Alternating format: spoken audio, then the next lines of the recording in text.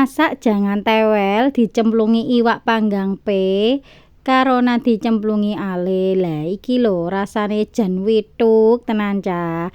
Lah untuk bumbu lodeh wis sering tak sepil ning ngene videoku sebelumnya ya Cah. Lah mari ngono bumbune mang nek wis bar dilembutno terus digongso ning ngene jero wajan kanggo minyak goreng. Lah tak kei godhong salam ben ambune engko tambah wangi ngono Cah. Dimasak nganti bener-bener mateng tenanan bumi, disori santene. Lah tewele sing wis mari tak godhog saurunge mau langsung tak cemplungno ning jerone jangan Cah. Lah untuk primadonane iki iwak panggangan sing marai jangane engko tambah seger, tambah sedep meneh dicemplungi ale. Lah untuk seasoninge ana uyah, penyedap, gula ben semakin manis kayak diriku. Lah dimasak nganti mateng tenanan terus terakhir diwururi brambang godhong. Lah ini pesona jangan tewele wong Tuban kelan lodeh nek gak dicemplungi iwak panggang karonan ale rasane iku kurang wituk ngono lho Cah.